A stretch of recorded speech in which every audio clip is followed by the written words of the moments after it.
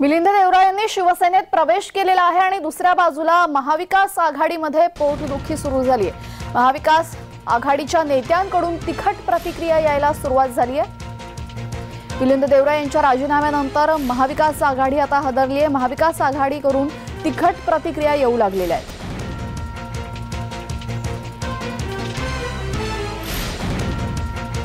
आपण जो घेतलेला निर्णय आहे त्याचा आपण फेरविचार करावा हे तर मी म्हणेनच, पण त्याचबरोबर आपल्याशी आम्ही सातत्याने त्या ठिकाणी बोलण्याचा प्रयत्न केलाय, आपल्याशी संवाद करण्याचा प्रयत्न केलाय आणि प्रभारी असतील किंवा मी असेल, आमचा हाच प्रयत्न राहिला की काँग्रेस परिवार एकत्र राहायला पाहिजे।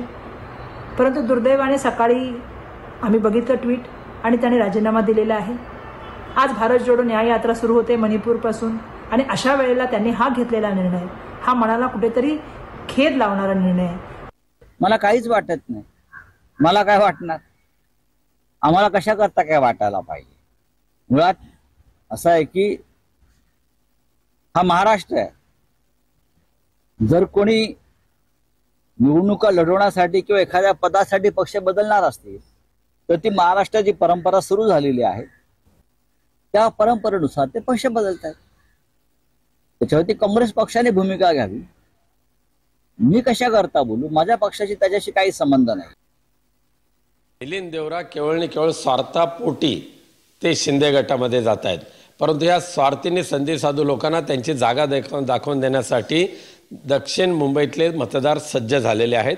तिथून खासदार जे निवडून येतील ते अरविंद सावंतच असतील। देवरांचा पत्ता गुल झालेला असेल। प्रत्येकाचा वैयक्तिक प्रश्न असतो ना। अनेक वेळा तिकीट कापली जातात, आपली विचारधारा सोडायची का नाही हा आपला विषय असतो ना। आणि माझं असं मत आहे की मिलिंद देवरा सोडून गेले कारण का मित्र पक्षामध्ये ती सीट शिवसेनेला गेली त्याच्यामुळे।